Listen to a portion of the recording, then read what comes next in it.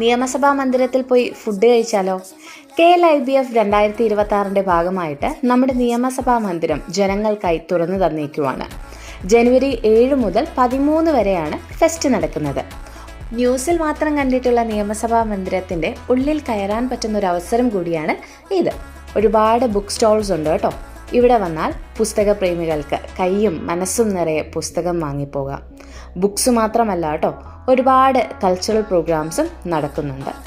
ശങ്കരനാരായണൻ തമ്പി ഹാളിൽ വച്ചാണ് band performances ഒക്കെ നടക്കുന്നത്. ഞാൻ പോയ ദിവസം പ്രൊജക്ട് മലബാരിക്കസിൻ്റെ പെർഫോമൻസ് ആയിരുന്നു. ഇനിയാണ് നമ്മുടെ മെയിൻ ഐറ്റം, ഫുഡ് കോർട്ട്.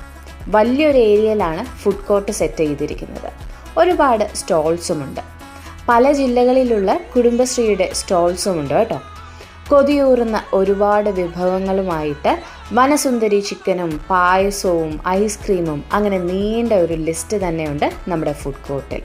കുടുംബത്തോടൊപ്പം വൈകുന്നേരം ഇറങ്ങി നിയമസഭാ മന്ദിരം വിസിറ്റ് ചെയ്തിട്ട് അവിടുത്തെ ലൈറ്റ്സും ബുക്ക് സ്റ്റോളും പെർഫോമൻസസും ഒക്കെ കണ്ട് ഫുഡ് ഫെസ്റ്റിനും പോയിട്ട് സന്തോഷമായിട്ട് തിരികെ പോകാം.